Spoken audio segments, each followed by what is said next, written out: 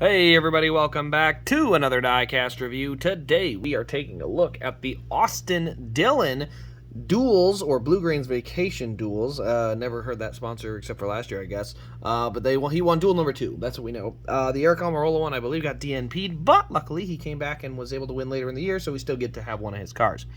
But anyway, let's go ahead and take a look at a couple of things. This is his dual win car, so what does that mean?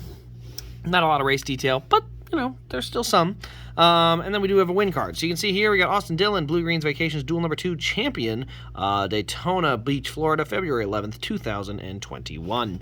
Going to the backside here, you see we've got the stats of the race, 59 minutes, 47 seconds. Started 4th, number of cautions, 2 for 8 laps. He led 2 laps, and there were a total of 63 laps, won by half a tenth of a second. Elite box here, meaning we have the production number, which is one of 145, and then the rest of it is our standard elite box. Nothing crazy to see there. So yeah, that's really all there is to see on the box end and on the, the packaging and stuff like that. Let's go ahead and take a look at the car itself. Now this car, I will say, is one of my favorite Bass Pro Shops cars. I don't know what it is. I think it's the lack of orange, or just the subtleness of it on the sides, and then how it really pops on the roof. It really looks nice. But you can see we do have our Goodyear Eagle here. You can see the race markings on the front wheel. We got Sunoco down there. You can see we got Goodyear up there. We got Cup Series logo. We got Dow.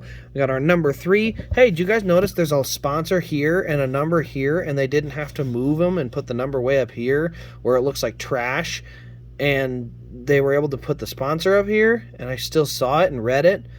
And how they didn't have to slide this forward and put it on the fender so it was all warped and nobody could read it, and you could have the number here, and yeah, how about that? Yeah, you get my point. I still don't buy their whole garbage of moving the sponsor over. They're going to pay extra millions of dollars to have that logo there. I call bull. Anyway, let's get back to focus. We got Get Biofuel there. We got Tracker. Off-road there, you can see we got the ethanol ring, we got Bet MGM, we got our rear wheels here, you can see that moving. It also has the functioning rear suspension. Then we got Huck Fishing there. We got BassProShops.com on the roof, along with the opening roof flaps. And we do have the square there. That is for the roof flap, or the roof hatch that opens up specifically at super speedways to help get a driver out in case. We also have Austin Dillon's name on the front window there, along with the little braces and stuff up there. Same thing on the rear. You can see we got A. Dillon, and then just all those marks and stuff on the window. So the standard window only has like 3 marks on it. This has obviously a lot more that are very noticeable. We got Tracker Off-Road on both the deck lid and on the rear bumper. You can see a little bit of dirt on each side, as well as you can see the spoiler with the wicker on top. You can see that black top to the clear. Now, it's not actually any taller of a spoiler. They just added that detail to make it look better. I think it's fine. I'd like to see it taller, obviously, but I'll take what I can get. We do have our fuel cell in the back here as well. Over to the right side, you can see we've got our markings on the tire, a little bit around the exhaust, just some kind of basic heat elements, I guess. You can see a tiny mark here on the right rear corner.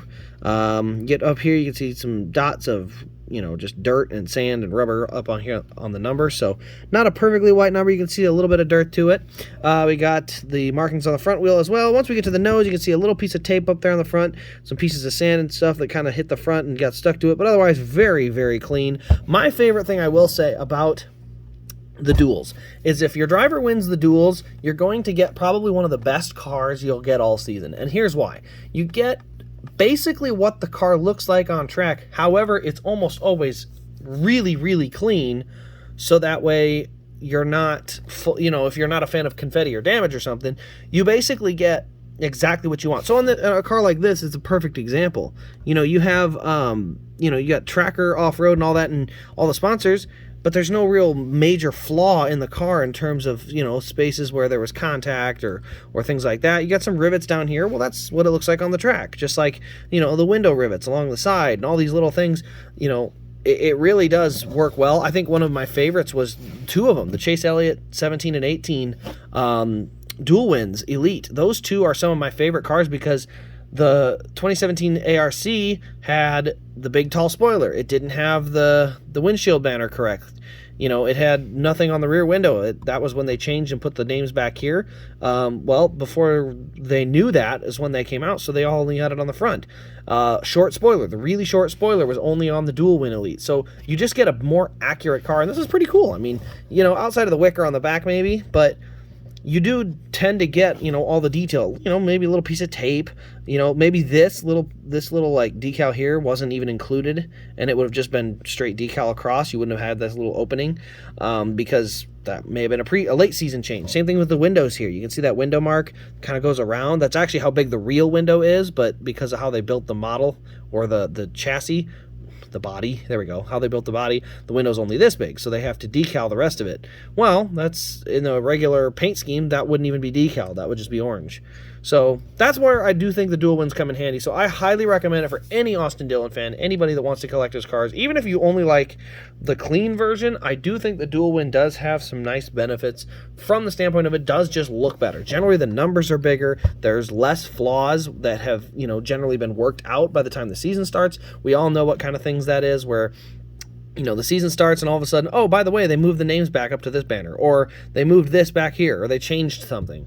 So, you know, honestly, 2021 was just like that. Austin Dillon, I don't remember when they announced it, but I'm pretty sure there's some cars back here in the metal chassis that have Cup Series written above the banner because they didn't announce it fast enough and they made the cars. So that's just one thing I wanted to point out, was that the Dual Wins really are good for that. It's one of the best parts about them. So anyway, that'll pretty much wrap up this video, though, guys. Let me know your thoughts in the comments below. Turn on the bell, subscribe, all that fun jazz. Other than that, though, this has been Race Grace. Thank you for watching, and we'll see you in the next Diecast review.